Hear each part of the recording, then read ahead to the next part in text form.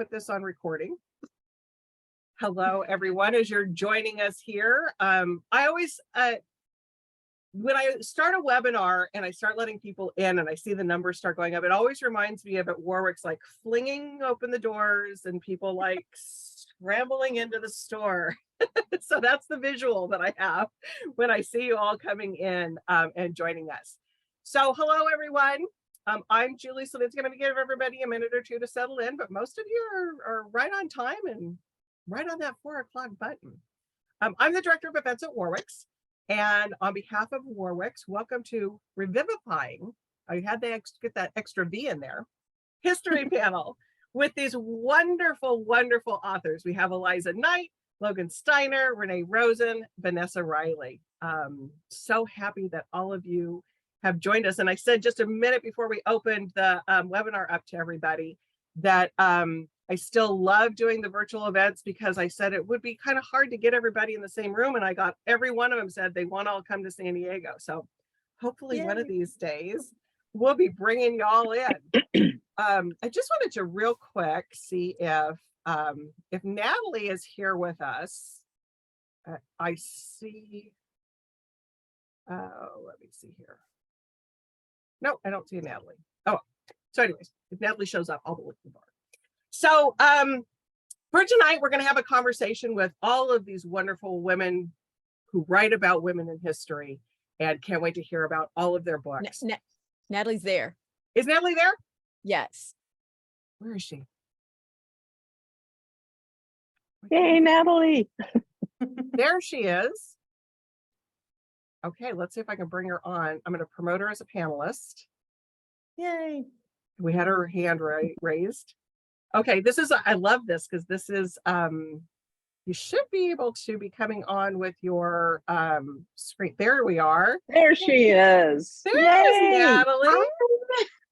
This is like on the fly. That's what I love about all this. It's just so Natalie, I apologize. I don't have your bio. So when I'm going to introduce the authors here, give us a little bit about who you are before you start asking all the questions, if you don't mind. Okay, perfect. So for those of you that don't know, and we'll learn about where all these authors are from, but Warwick's is in San Diego. We're in La Jolla, just a little bit north of San Diego in California. In the chat, I'm going to put how to order all of these wonderful authors' books from Warwick's. We can ship them to you. If you're in the San Diego area, we'd love you to come to the store. So think about that. Lots of other great things to buy at the store. So I'll be putting that in the chat. There is a Q&A button at the bottom. I don't know how you're looking at this, but at the bottom, there's at your screen, you can scroll over the Q&A button. That's where we will be have you put your questions into the Q&A. You can chat with each other in the chat if you'd like, but throw your questions for the authors into that Q&A button. Natalie, question for you. We didn't get to talk about this in a green room setting. Would you like me to come back on and field those, or would you like to field those questions? Either way is fine with us. I can do it. And also, just so you all know, we are doing a giveaway with Women's National Book Association. So for those who have entered the giveaway, we will pick the winners for the books at the end of the Q&A. So perfect. And then I'll come back on and wrap everything up with everybody. So without further ado, let me introduce these wonderful authors to you, and I will turn it over to Natalie. Eliza Knight is an award-winning and USA Today best-selling author, best known for her novels, The Mayfair Bookshop, My Lady Viper, Prisoner of the Queen, and Ribbons of Scarlet. She is a member of the Historical Novel Society and Novelist Inc., and the creator of the popular historical blog History Undressed, a co-host on the History Books and Wine podcast, and a co-host on the true crime podcast Crime Fest. You're busy. Starring ADELE ASTAIRE, which is her book she'll talk about tonight, delves into the life of a glittering, glamorous star who served up smiles and love both on and off the stage, with and without her almost famous brother. Also famous, I should have almost, sorry. He's a little famous, that Fred Astaire. Vanessa Riley is an award-winning Atlanta-based author of historical romance, mystery, and fiction novels, featuring realistic, multicultural communities and powerful persons of color. Her books include Island Queen, a Good Morning America Buzz Pick, Indie Next Pick, and a New York Times Editor Choice book. And Sister Mother Warrior, one of USA Today's best books of summer for 2022, both from HarperCollins, William Morrow. Queen of Exiles is based on the life of an extraordinary Black woman from history, Haiti's Queen Marie Louise, can you give me the last name pronunciation? Covidad Christa. Covidad Christa, who escaped Get fast and nobody will know that you messed it up. I love that because I stumble on my tongue a little bit. Who escaped a coup in Haiti to set up her own royal court in Italy during the Regency era, where she became a popular member of Royal European Society. Renee Rosen is a USA Today best-selling author whose books include The Social Graces, Park Avenue Summer, Windy City Blues, and White Collar Girl, as well as the young adult novel Every Crooked Pot. Fifth Avenue Glamour Girl retells the origin and rise of famed businesswoman and cosmetics empire mogul Estee Lauder, which is amazing. This one I think is great though, and I hope I'm not spoiling anything. She's currently working on a new novel about the Barbie doll creator, Ruth Handler, coming from Penguin Random House in 2025. That's I have my Barbie ring on. I I love have my that. Barbie ring I on. was like, nothing too timely about that or anything. Logan Steiner is a lawyer by day and a writer by baby bedtime, which I love. Her writing explores motherhood and the creative life. For fans of Anne of Green Gables and fans of complex creative women, After Anne tells the story of the author Lucy Maud Montgomery. Logan also writes a Substack newsletter called The Creative Sort. After graduating from Pomona College and Harvard Law School, Logan clerked for 3 federal judges, spent 6 years in big law, and served for 3 years as an assistant United States attorney. She now specializes in brief writing at a boutique law firm. She lives in Denver with her husband, daughter, and I love this, the cranky old man of the house, a Russian blue cat named Taggart. Ladies, have a great conversation. We'll see you in a little bit. Thank you. Thanks. Thanks, Julie. Thank you. Hi, everyone. I am Natalie Obando, and I am the president of Women's National Book Association. We are a 106-year-old nonprofit, and we were founded since before women even had the right to vote in the United States in order to support women in the book world. So I am really excited to talk about all these amazing women in history because it is right up our alley. So 4 authors, not that much time, so I'm going to get right into it. Really excited to be here with you all. A little nervous because you are all just like top-notch, amazing writers. So let's go ahead and kind of dive right into a conversation that I think will help all of us attending get to know why we should pick up this book, and why you connected with these characters. So we'll just kind of go same question, each author. So each of these authors have brought to life women who we might have forgotten or never knew existed. I would love each of you to tell us why you decided to write about your main character. So we will go ahead, and I'm just going to start with the boxes the way they are. Eliza. All right. Well, hello, everybody. My book, starring ADELE Astaire, is about ADELE Astaire, who is Fred Astaire's sister. And at the time they were dance partners, which was from childhood to her mid-30s, she was actually the more famous of the two. She was considered to be a better dancer and more personable than Fred during their career as dancers together. And then she retired and decided to have a family, whereas Fred went on to star as a movie star in Hollywood and became a household name even to today. Most people know who he is. Tom Holland fans especially, because apparently he's making a movie about Fred Astaire. But in any case, ADELE was sort of forgotten by most of the people around today who know Fred Astaire. And I really wanted to bring her story back to life because it was really so fascinating. For one thing, she was this amazing dancer that we have no video recording of, so we can't see what she was actually like. And then she was also just a really interesting person. She was apparently very funny and also very caring. So during World War II, she was a volunteer for the Red Cross. She taught soldiers how to dance, and she also wrote letters home to their families. She also opened up her home and let it be a convalescence home for airmen, and just did all sorts of amazing things besides being a dancer. So I thought that it would be really great to share her story and sort of bring her back to life so that people could know who she was. Yeah, that's basically it. That's awesome. And, you know, I had never heard of ADELE ASTAIRE, so I'm really excited because I tend to be a Turner Classic Movie fan. Oh, So, same. so I'm excited to dig into that. How about you, Logan? Hi, I'm Logan, and After Anne is my debut, so my first novel, and I'm somebody who's wanted to be a writer. There's the cat, from a really young age, and you know, in coming up with the first novel that I wanted to write, I was really drawn to write and understand a fellow author whose work had really inspired me, and a fellow female author, kind of in history in particular, because I think those stories are too seldom told. And Ellen Montgomery was one of my favorite authors from growing up. It was my grandma, my mom's mom, who first introduced me to the Anne of Green Gables series, and I quickly devoured everything that Ellen Montgomery wrote.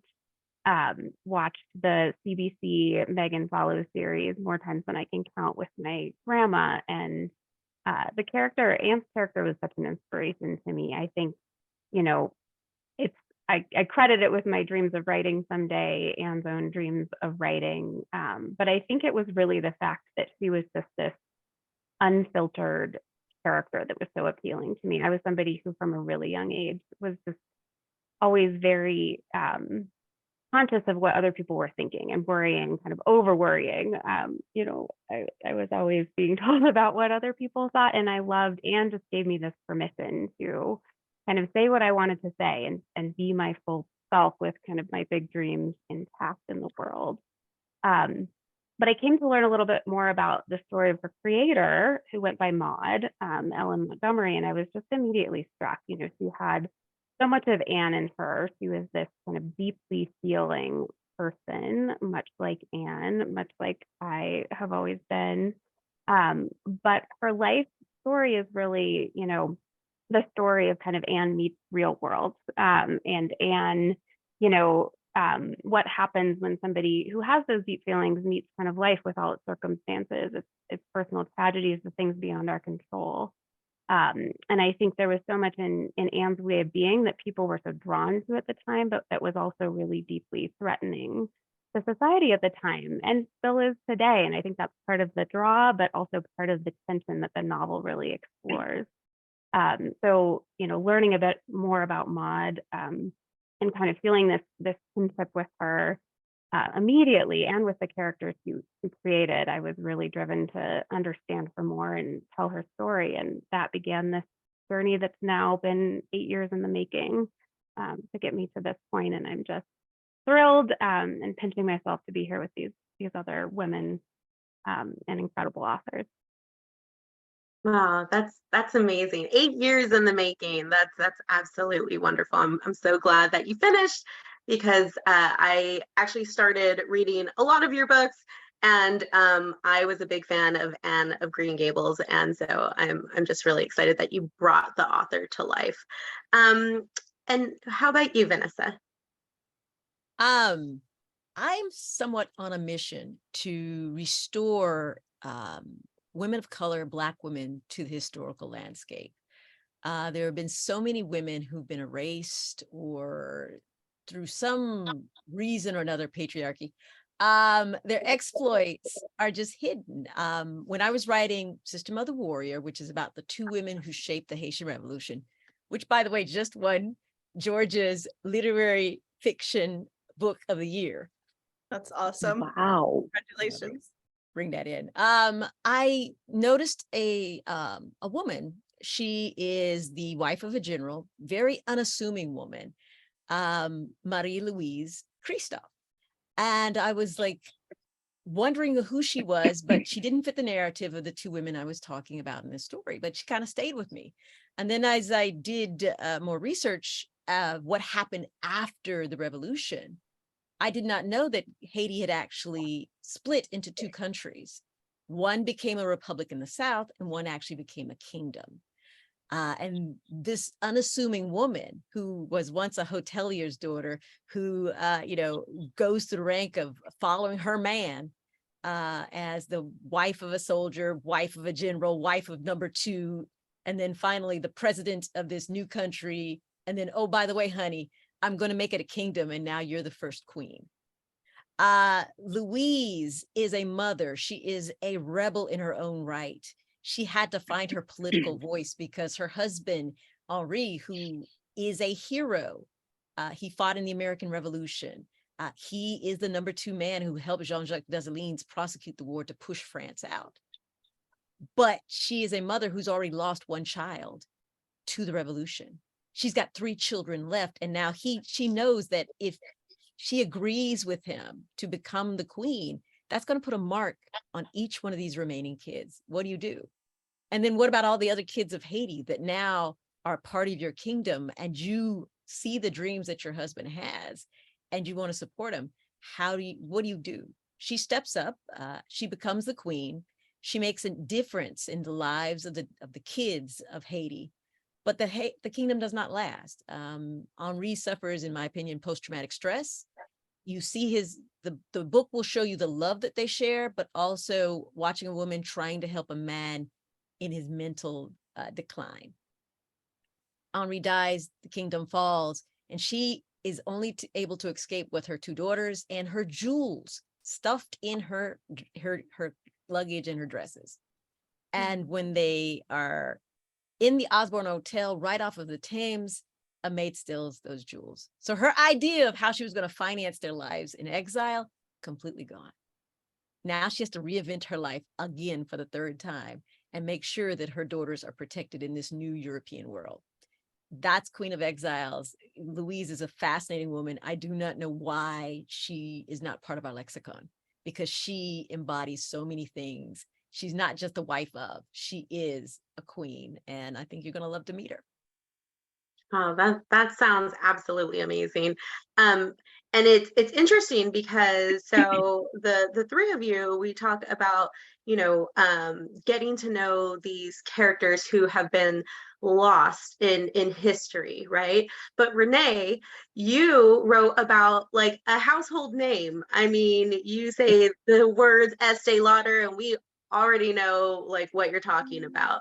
So can you tell me more about why you decided to write this story about this character? Yeah, it's so funny that you say a household name, because that had been Este's dream from the time she was a little girl. She wanted to be famous, and she didn't really care what she was going to be famous for. She had tried her hand at acting and all that.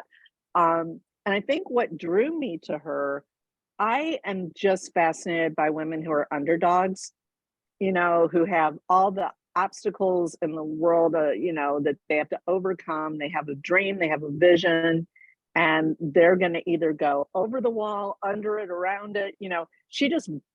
She broke down every obstacle that got in her way. She started making lotions and potions in her Upper West Side apartment kitchen, and really started hawking her wares, going from beauty salon to beauty salon. And she did so many things that just were so gutsy to get into Saks Fifth Avenue, which was the crown jewel of the department stores back then. And it's hard to talk about this book because it is literally full of spoilers, and I don't want to give anything away. But she, she was in the business of cosmetics. Cosmetics in and of themselves we use them to camouflage, to enhance, to embellish. And that's kind of what Estee did with her life. But so did Helena Rubinstein, so did Elizabeth Arden. They were image makers. And her story, when I first started researching it, someone had suggested, why don't you look at Estee Lauder? It was so juicy. I could not believe that nobody had written a novel about her. I'm like, this is low-hanging fruit right here. And the deeper I went into, her marriage was just again, I don't want to give too much away, but what a roller coaster.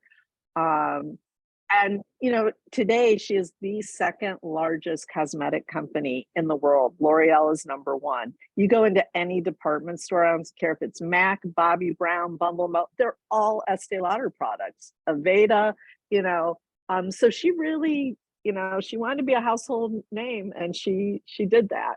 So I had probably more fun with this book than any of the books I've written, other than Barbie. I'm having a blast with Barbie, but so so I hope that when people turn the last page, that they're inspired, because we all have dreams. And Estee went from obscurity to being the reigning queen of the cosmetic industry, and maybe we can be inspired by her. I love that. I love that too. And Eliza and Renee, both of your stories have parallel stories with other main characters. Why did you, whoever wants to go first, but why did you decide to have these like running parallel stories alongside your main character? Do you want to go, since you were just talking? Sure. So I have a fictional narrator named Gloria. She was Estee's confidant and the keeper of Estee's secrets, and Estee had a lot of secrets. And the reason I chose to tell the story through Gloria's eyes was because I wanted to be able, there was already so much written about Estee Lauder. There were biographies, there were unauthorized biographies. I didn't want to just serve up something that you could already get. I wanted to do something new. And by using Gloria, I could show the impact that Estee had on sort of every woman. And it allowed me to explore themes and all that. So that was my rationale. So, and in starring ADELE ASTAIRE, there's a second point of view of a woman named Violet. And she is a wannabe dancer. She's been struggling to become sort of famous since she was a young person, and she's grown up without privilege. And when the story starts, she's, really trying very hard to gain some sort of traction on the stage, whereas ADELE has already established herself. She's famous in New York. She's been invited to London to dance in London, which is where she meets Violet. So there was a lot of reasons that I chose to have Violet in the story. One is that we don't get to see ADELE's struggle to get to the stage. She was also born from a poor family in Omaha. Her parents worked really hard to get her and her brother some dancing and acting lessons in New York City so that they could make it big, I think, because the father had originally wanted to be a famous person himself. And so he was realizing that dream through his children. But we don't really see that because we start the book in 1923 when ADELE's already reached that point. And I wanted to show that struggle. And I also wanted to show what it was like for a woman who was trying to make it on stage and what didn't have sort of a protector. So with ADELE, she had a brother there who could sort of protect her from the men in the industry who were often taking advantage of the women who didn't have anyone there to say, hey, get away from my sister, or get away from my wife, whatever it was. And so you get to see sort of that manipulation and abuse in that atmosphere through Violet. And the other reason that she's in there is that we get to see ADELE from someone else's perspective, from a friend. So we have sort of an inside view of what her life is like versus just from her own point of view. So it's kind of a multi-layered reason that she's in there. And then we also see that when Violet is up, ADELE is down, and when ADELE is up, Violet's down. So it's kind of like a weaving of their stories. I love that. And I love that when, we think about glitz and glamour from the 1920s to the 1940s, you just think of like all the beauty of it. And really, there's just kind of like this really deep, seedy darkness when it comes to women performers. That's awesome.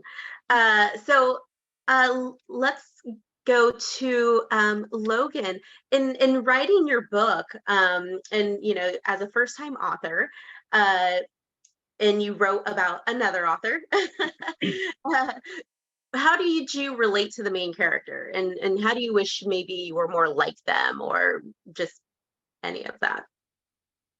Oh my goodness. I mean, I, like Maud, have had these dreams of writing books that move people from a really young age, and have been somebody who, you know, feels things really deeply, and as kind of a deeply sensitive person, really affected by place. You know, Maud's sense of place and the importance of place is something that is so much a part of the novel. And she was from Prince Edward Island. There are still tourists who flock to this day to Prince Edward Island who love Ella Montgomery's work and want to get a sense of the island that was just such a kind of feature and symbol for her. And not only that, I mean, I think, you know, this is something that the book explores, that the kind of further Maud gets away from the island, the worse her luck is, the worse kind of her circumstances are. And yet the island keeps being this kind of figurehead in her fiction, and something that she comes back to. That sense of place has just always been something that is really deeply important and moving to me, so much that I, you know, my family takes this annual trek out to a lake in the middle of nowhere, Iowa. Coming from Colorado, where a lot of people go to vacation, we kind of take the opposite route, driving, you know, I-80 through Nebraska every year to get to a lake in the middle of farm town. But that's just a place that has been, you know, family members have visited for generations, and I just have this pull there, and always have. And so that's something that I really related to in Maud, and her character. And I would say too, you know, I wrote about a writer in part because I have just always been really scared to put my own writing out there in the world.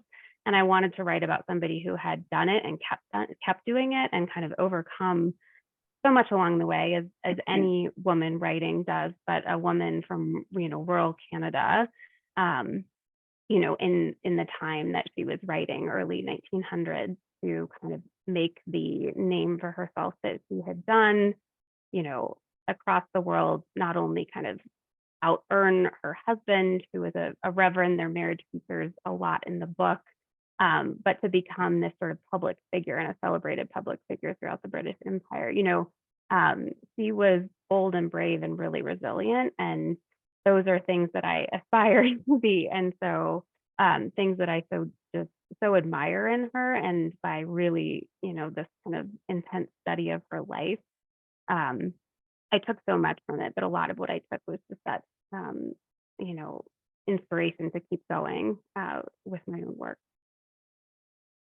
Awesome. And Vanessa, the Queen of Exiles, you happen to be the queen of historical fiction in my book. So let's talk about how did you relate to this main character, and how do you wish maybe you were more like them? Louise is a fascinating woman.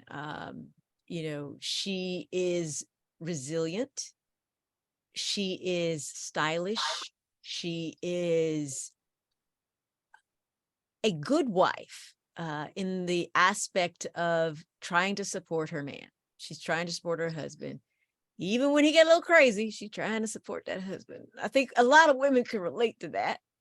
But then her life changes dramatically, and she's got to restart her life. And she has these two daughters who, if they'd remained in Haiti, would have the pick of any of the princesses or dukes that her father had created.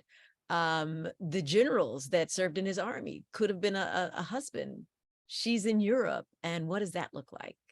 And then she has a daughter with a debilitating condition, a chronic debilitating condition. How do you make sure that while you're taking care of one daughter, you're still giving life and everything that the other daughter? So it's like, how do you keep possibilities from being limited? And then you're not dead. Your husband's gone, but you're not dead. Matter of fact, you still look good. And because you have money, Prussian princes do find you, and so she lived a real interesting life in taking part of the royal tours that happened every summer All the European royals would go literally to all the spa cities in Europe. And so Louise and her daughters went on this spa tour. And what happens at spas is some things are kept secret, and foolishness happens, and scandal, and balls and parties and everything. And she lived the life where race didn't matter at different points, because of the elegant way she kept herself, because of the money that she recouped and afforded their lifestyle. So she's a whole bunch of different contradictions. And then, lastly, I think she's the first media stocked royal. Everywhere she went, the newspapers are reporting where she's going, what hotel she's staying in, how many servants she's going with, any notable things about the gowns or whatever she's wearing, and who she's socializing with. Everywhere. So Austria, Belgium, different parts of Prussia. It's crazy. I don't know how you keep your cool. So I'd love to be that kind of cool, rebel, but elegant kind of woman. I think I could do one or two, but not all. Not all of it, right? Unless, I feel like as women, we always adapt, right? So if we are forced to do something, we do it. We think we can't, but we always do, which I think is why these stories are so great. We see that in these stories, women are trying to find their voice, or they are trying to adapt to a situation that they've been thrown in despite all these odds. And at the end of the day, they conquer all of it, right? Or they do what they set out to do. And I think that's really inspiring, because I think, like Logan had said earlier, it's something that we still deal with today, right? It doesn't matter what year it is, we're still being doubted, we still have to find our voice, and we are still constantly just really trying to go beyond societal expectations, because the expectations still haven't changed. Renee, did you want to talk to me about how you relate with your character, how you wish you were more like her? I don't know that I wish I was like Estee. I admire what she did a lot.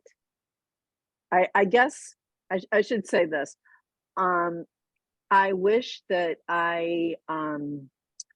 she was just so resourceful, she found ways to make things happen. And impossible was not part of her vocabulary. So I do like that aspect. But some of the things that she did, like we have gift with purchase, that whole concept was an Estee Lauder invention. We all have that shade of coral lipstick that, we don't really know what to do with, because we were seduced by the idea of, oh, it's free. But she started the whole gift with purchase idea. She opened up the whole world for fragrance for women. Back in the day, women did not buy fragrance for themselves. They considered it to be too self-indulgent. Men could buy fragrance for a woman could buy fragrance for another woman, but you didn't buy it for yourself. And Estee said, well, okay, but they do take baths. So what if I put the fragrance in the bath oil? But the buyers at the department stores were not interested in Estee Lauder getting into the fragrance industry. So they said, no, you stick with skincare. We don't need you in fragrance. So she invented this scent, Youth Dew, and she took a bottle of it and she dropped it on the floor in the department store. And if you've ever smelled Youth Dew, it ain't subtle. It's like radiating out, and everybody's like asking, what's that fragrance? What is that? And it's like, but it's not a fragrance, it's a bath oil, so you can buy it. And that's how she got that into the market. I mean, she did so many things like that she didn't care that this is the way everybody does it. It's like, if it didn't make sense to her, if it wasn't going to get the job done, she was going to just come up with her own plans. And that I really do admire, because I think it's so easy to just, even like in the book industry, just to, I hate this expression, but to think outside the box or think beyond the book, ways to reach readers, to reach out to other authors, to bookstores. So I wish I had a little bit of that mindset, you know, just so what if it hasn't been done before? That's not gonna stop me, you know. So she had that kind of determination. You're just gonna start dropping your books at department stores, and that's so cool. Eliza.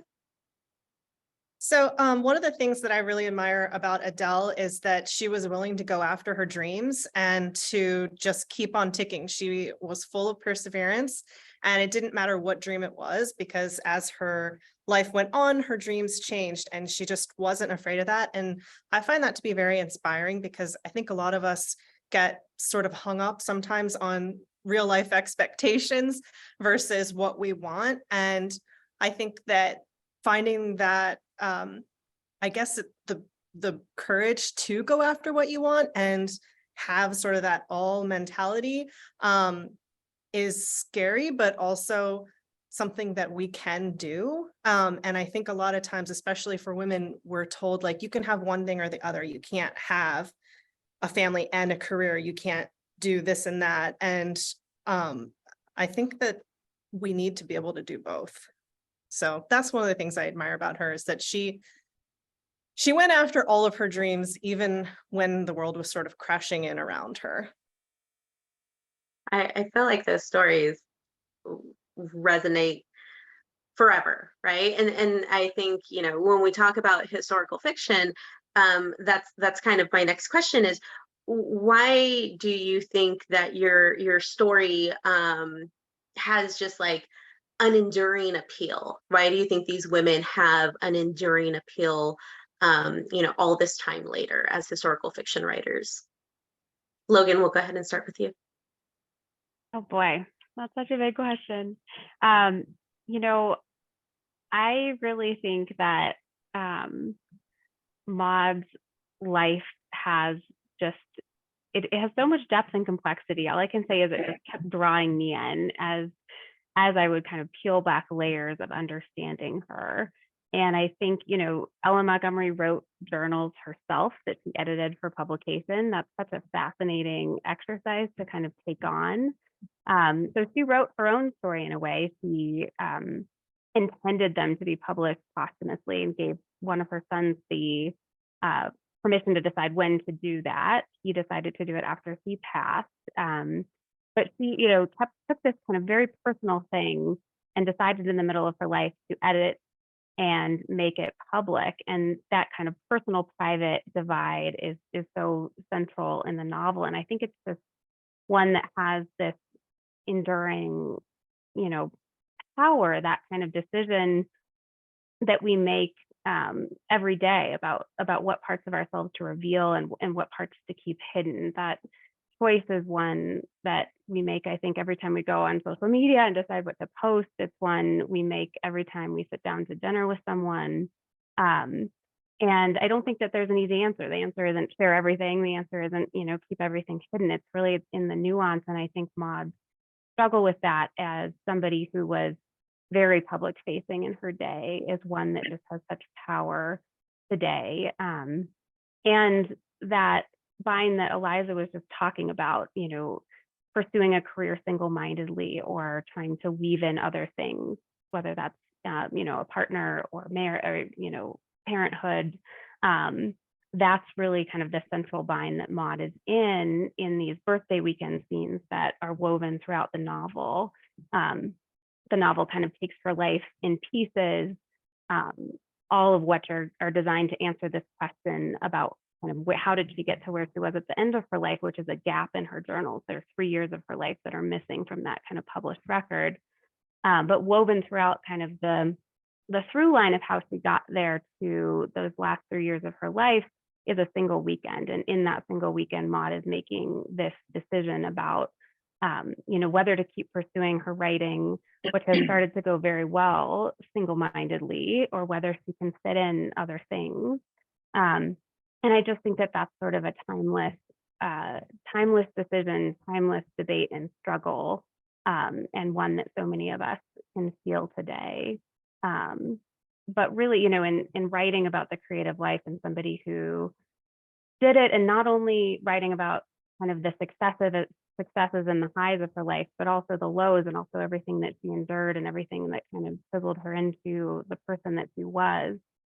My biggest hope is that it just inspires people to create themselves, because I think so many of us have. I don't believe that there are certain people who are creative and certain people that are, and I think all of us have that kind of desire, and there are so many different outlets for it, but giving ourselves permission to tap it is really, can be really hard. And so by writing about somebody who's done that and kept doing it and kept making those pivots that I think so many of these women that we all wrote about made throughout their lives, in the face of hard things, I really hope that it inspires people to go out and do more of that creative work themselves.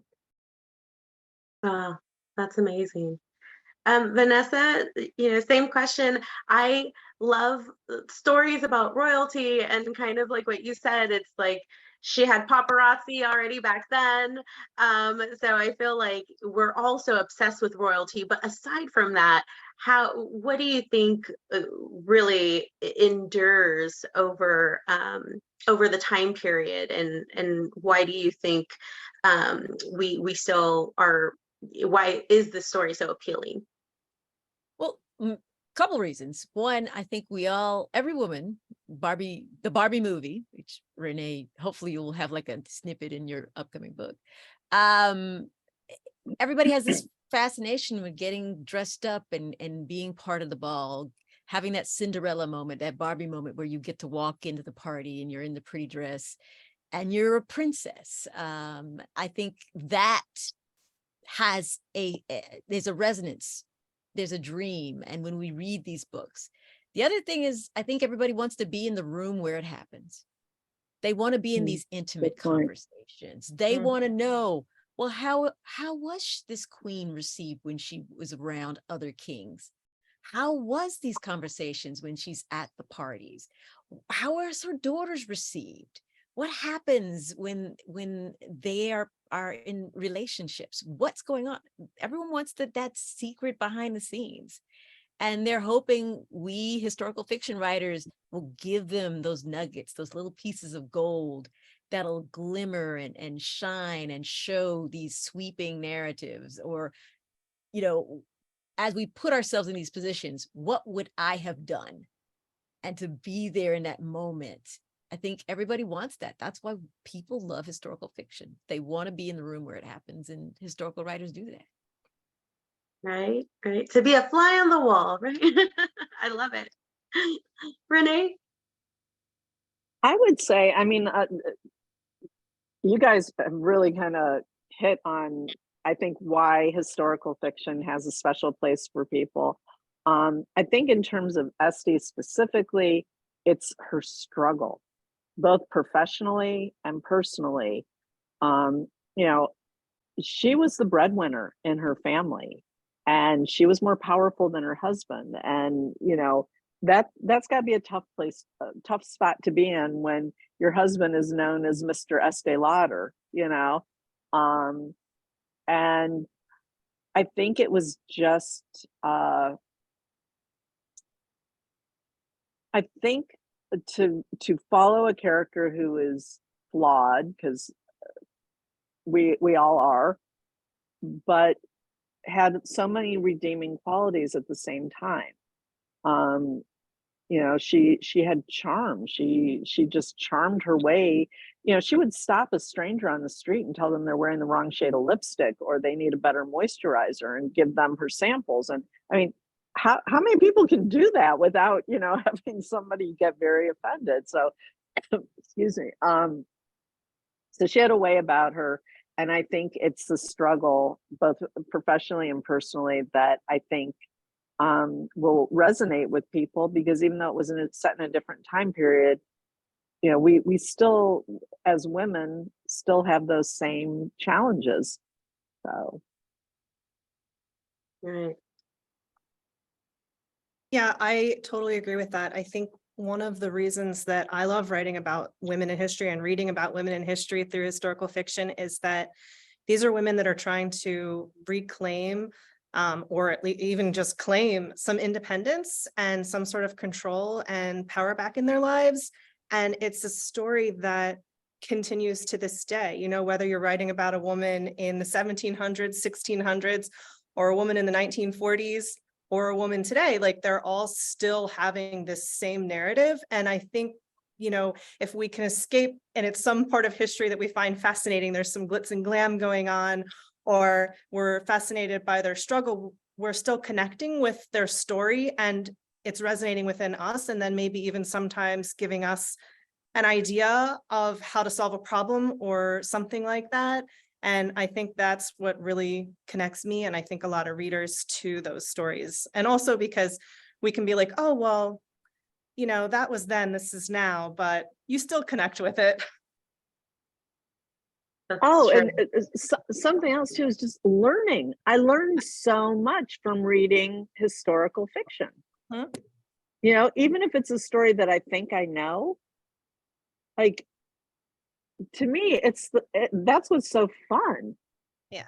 You know, you escape into another time, another place, and You get to live It- another it- life. yeah, exactly. Yeah. And it's sticky in a way that reading history isn't for me, you know, like it Yes. sticks in my brain and I'll remember details about, oh, that's what, you know, Yep. it was like to go to a restaurant back then. And, you Yeah. know, it's way stickier. Yeah. Yeah, we should be reading these in history class in high school versus like the boring old history books, right? Agreed. Yeah, they didn't give us a lot of like good character, you know, we needed some backstory in school, you know, something. Right. So, you know, each of you have created characters or revivified. I can barely say that. Revivified characters, and who are fascinating, bold, layered, and have struggled with their own personal demons. What do you hope your reader comes home with or keeps after reading your book? Vanessa, we'll start with you. What I hope a reader takes away is I want readers to challenge everything we think we know about history.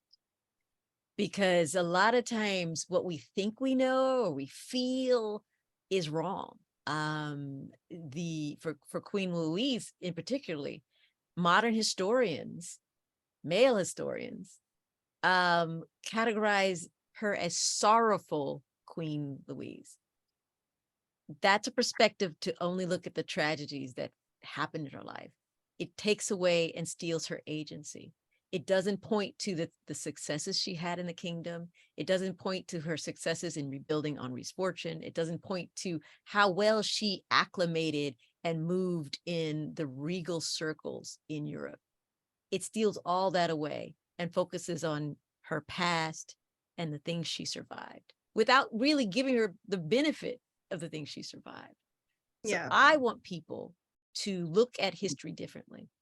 I was talking to some young folks, you know, we can say that now. We can talk to some young folks recently, and they are worried about history. They are scared of history, or particularly for people of color, they look at history as an enslavement narrative of pain.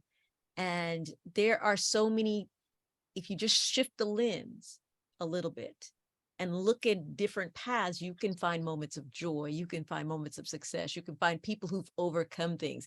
It doesn't always have to be this very dark lens. I mean, bad things happen, and I don't think any one of us on this panel is an apologist for someone getting it wrong. I think that's part of the joys of us, showing these very flawed people who did get it right, maybe on one or two occasions.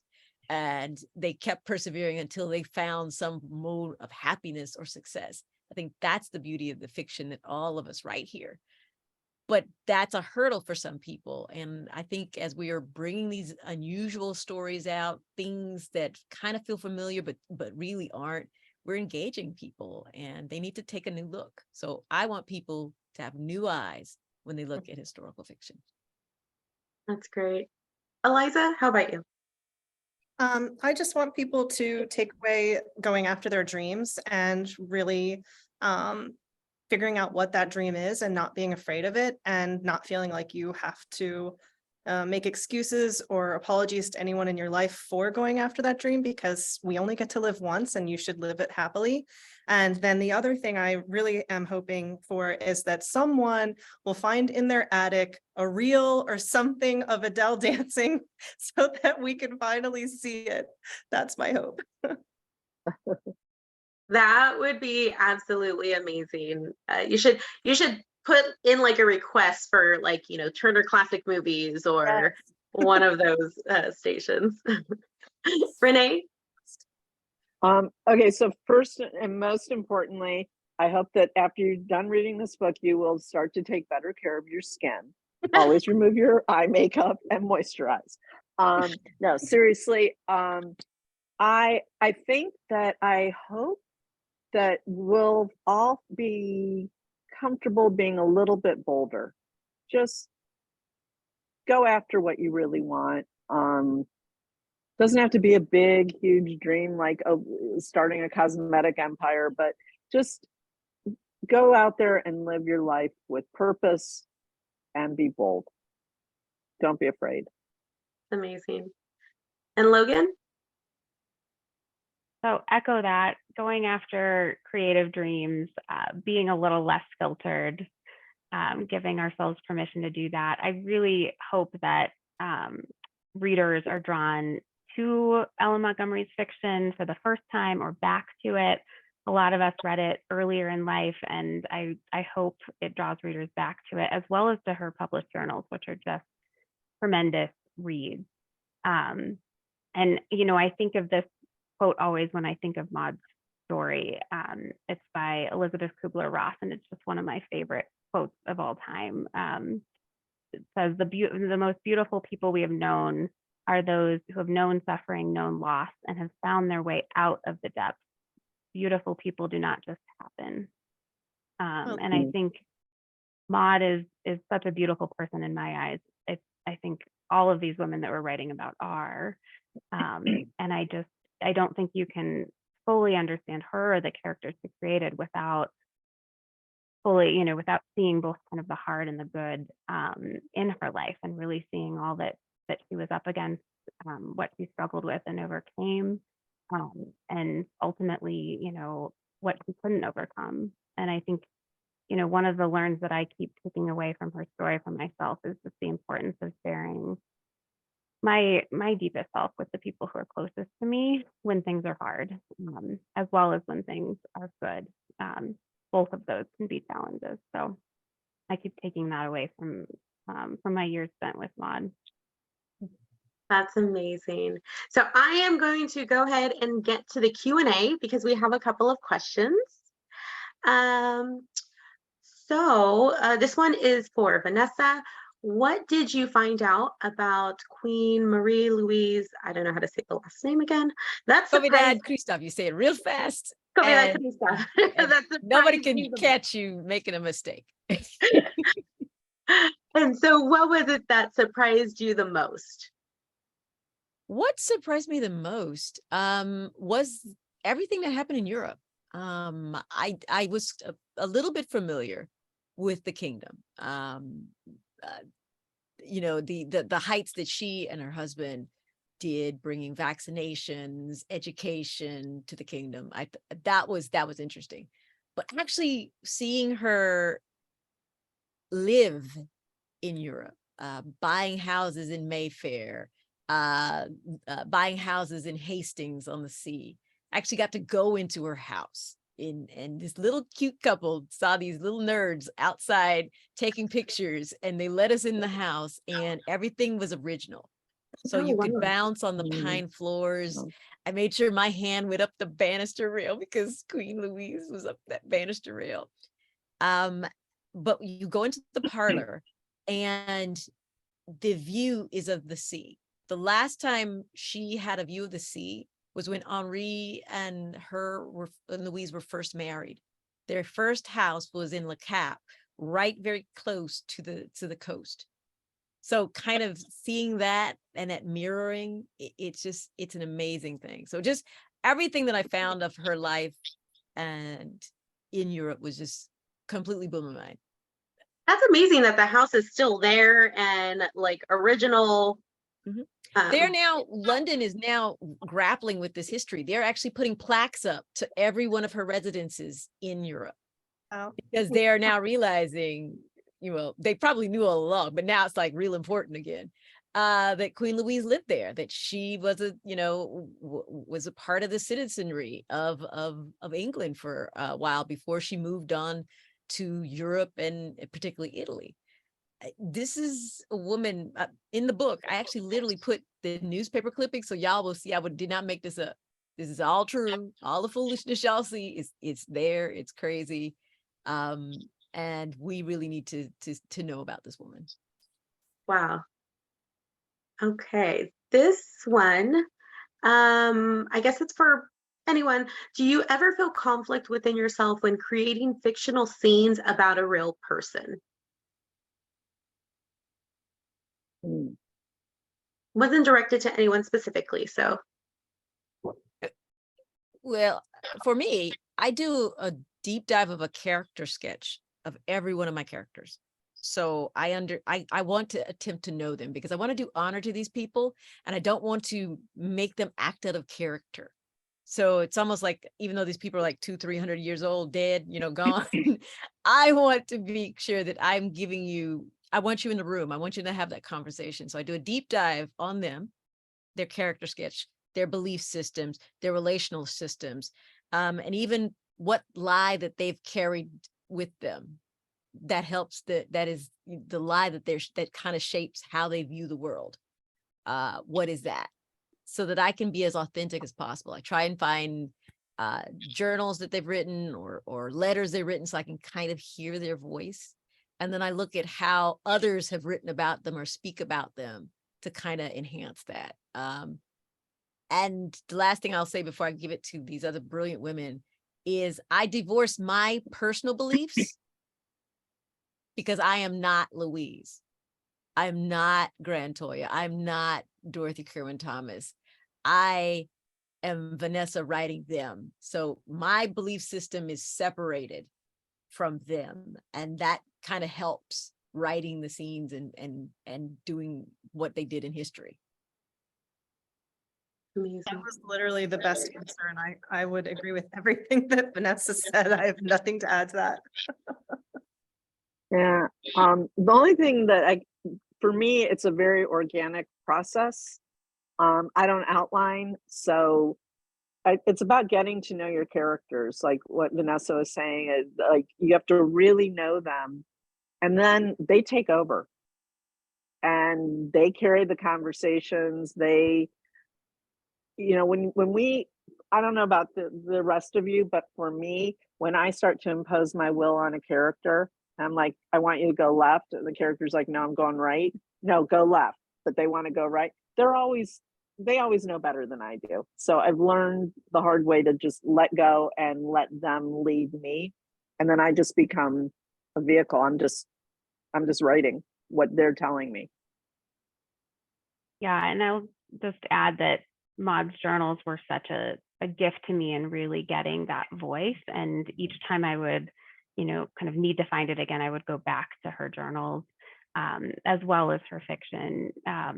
But, that was a huge resource to me. And I will say, what Renee said about the characters kind of echoing in your head and sort of taking on a life of their own, that was one of the most fun parts of writing this book, is that Anne becomes a character in Maud's mind in certain places. And I was able to kind of know what that experience would be like because Maud started doing that with me and assert her, very clear will. She was an opinionated woman, and, that started happening. And I think it would just, the rounds of edits were really where I would catch those places where, it wasn't feeling quite right or quite authentic, and then steer it in the most authentic direction that I could.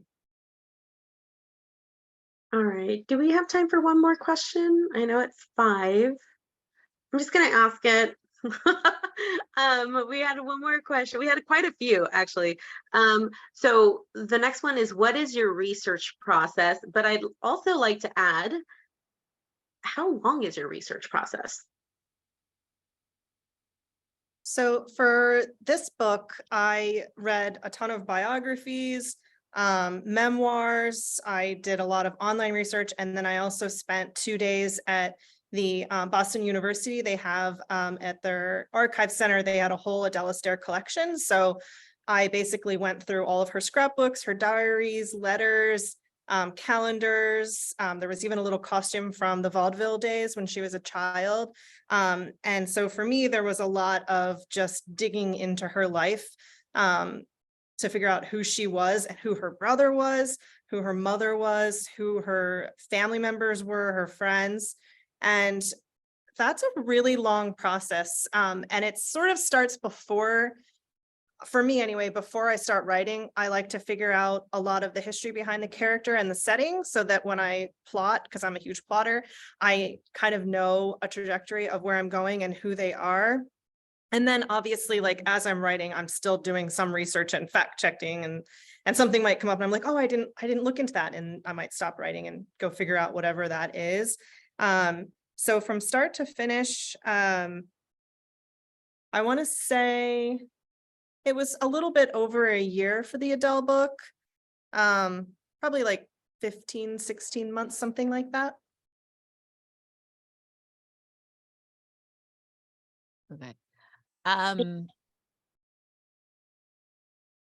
Okay, so for me, I sort of cheated a little because I done a deep dive from 1750 to 1830s, particularly between the West Indies and Europe, mapping everything out. I have an exhaustive timeline that literally has everything that could potentially have happened in the world, from battles to embargoes, because all of those affect the local politics, of these different colonies, even down to the ways they were colonized. It changes the rules on the ground, particularly for people of color, wondering about their statuses of freedom, et cetera, et cetera. So I've got this exhaustive timeline, and then I do a deep dive on the actual person and I overlay them on the timeline. So that for Louise, it was mapping out her bloodline, mapping out Henri's bloodline, so relatives, mapping out the kingdom. So in the book, you actually get a listing of major figures of the dukes and the comtes and all these sorts of things. It was my homage to Hilary Mantel at the very beginning of the book, so that you could see the different peerages in the kingdom. I translate French, unfortunately. So I go back to Thomas Mattia, who interviewed many of these people 10 years after the revolution. So you get a very good firsthand account. I got letters that Queen Louise had written, that King Henri had written, to get their flavor. And then I decided to go follow her footsteps. So I went to every one of the houses that I could possibly get to, every one of the locations. It was really rough work going to all those spa cities in Europe. Man, I was just exhausted from all of that. But it was the best way to get the feeling of a woman where you and your husband have built everything that still lasts in Haiti. So the Citadel, which is the 8th wonder of the world, the Palace of Sanssouci, and then everything else has pretty much been knocked down because of the wars. To go to Europe, where things are 200, 300, 1,000 years old, and wondering if the things you've built that you've left behind are still going to stand. So I wanted that feeling, and I really got that feeling following her footsteps. So not saying or suggesting you got to do all that. This is my own mania, but that's where we go. Yeah. I guess for me, it always starts with reading. I read biographies. I read any nonfiction only, though. I learned my lesson the hard way. Don't read fiction if you're writing about the same subject. Bad idea. And then if there's any documentaries, I'll do that. And then I will try to find people. For Fifth Avenue Glamour Girl, I talked to people who work for Estee Lauder, people who were in the cosmetic industry, worked in department stores, I was going to say something else and it just flew out of my head, but it always starts with sort of reading. And you know, because I don't plot, I don't outline, I don't really know what I'm going to need. So Eliza, like you, sometimes, you know, the research is a bit of an ongoing process, you know, where it's like I get to a hole and I'm like, ooh, I need to go back and very specifically research something.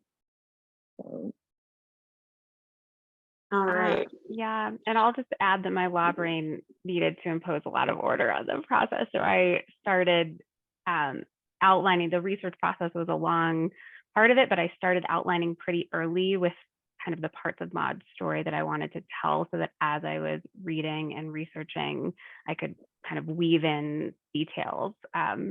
And so kind of working and building outlines throughout the process was a key for me. Awesome. Well, we have like a ton of questions still, but we're out of time. I just want to close by thanking you all. And just, you know, I feel that all of these books celebrate life and the importance of tenacity. And I think that, you know, through each of your craft, we begin to contemplate our own feminine identities. And I think because you do your writing so well, that's the mark of a story well told. So thank you all for doing that. Natalie, yes. thank you so much for a great conversation. Thanks. So Yeah. I think you had, you did an amazing job. I think you had a giveaway. Are we doing a giveaway right now? Yes. Okay. And I have the 3 winners. So Cassie McRae, is Cassie McRae here? Let me see if I think I had, let's see. Now you guys, I apologize for having the chat turned off earlier, but it gets distracting when there's so many authors. So, you know, I'll have access to talk in the chat. So Cassie, are you here? You could just raise your hand if you can, or comment in the chat. I don't see Cassie in the attendees, so she's not in here. Okay, Nikki Colbert. She should be here. Okay, great. So that is one book. If they want to either put, there she is, she's here. So Nikki, if you would like to send Julie a message as to which book you would like, and if not, I can just, Julie, I can give you her contact information so you can ship it off to her. The next person is Joan Ramirez. Joan. Let's see if Joan's here. Joan doesn't look like she's here. Okay. I have Christo Watkins. Krista looks like she's here. Great. Congratulations, Krista. And then Sonia Adams. Sonia doesn't look like she's here. All right. Tessa Floriano. Mm-mm. Oh. Janine Powell. J or G? Janine, Jan, I don't know. No, neither. Nope, not here. Okay. Well, let's just maybe go with those two. We have one more. So Nancy Poling. I just don't want anybody watching this later and thinking that they're going to be getting these books. No, you have to be present to get it. So okay. All right. No Nancy either. Well, then we'll just give away the 2 because I'm going to be reading this list all night. Yeah. So we're going to go with the 2. So Natalie, do you have my email address? I can get it. Yes. Okay. Well, because when I close this, we kind of all go away. So let's have a conversation after this. Okay. What I really want to do too is I want to thank all of you authors for being here. This was an amazing conversation about each one of these wonderful women. Somebody I think mentioned earlier about history books, and it's like, it's all the dudes writing history and all we hear about our history. So it's like, we need some of these women to write history books that are taught in those schools so that we get some of this women history taught in these schools. I don't know how we're going to do that. So I'm going to go around the room and ask everybody where you want people to follow you on any social media. Natalie, I'm going to start with you. Is there someplace that you like to have people contact and connect with you? Yeah, so you can follow the organization Women's National Book Association, WNBA-books.org. So WNBA, Women's National Book Association. I always say books, not balls, because people think the basketball team. So They do. That they do.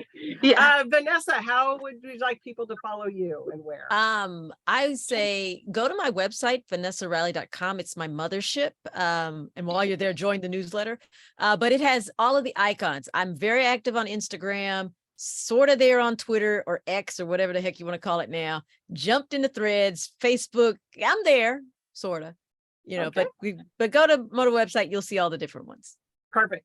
And Renee, just real quick, love that Esty dropped the perfume on the floor to get people just like that little tidbit was like one of my favorite things all night. Just brilliant, right? Where would you like people to follow you?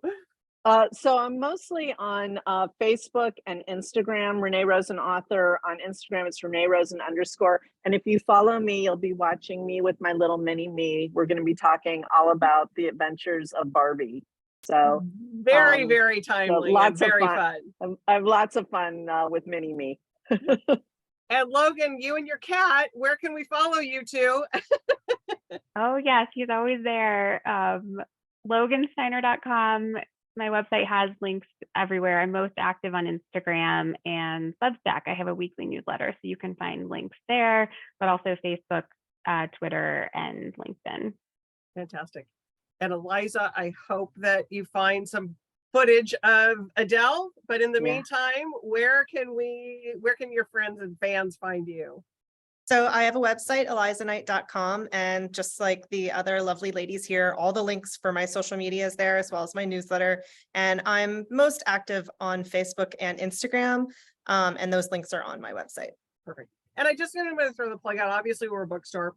And you know, however anybody consumes their books is great, but if you want authors to write another book, you need to buy an author's book. So please, that's a little plug. We're a bookstore. You don't have to buy from us, buy it from your local indie, but buy books, everybody. We all go away when I close this. So ladies, I won't see you in a green room situation again. Thank you again for coming on with us. Thank you, Julie. This was a great night. So, Thanks. and thanks everybody, and have a good night. Bye, everybody. Thanks, Thank Natalie. you. Thanks, Julie.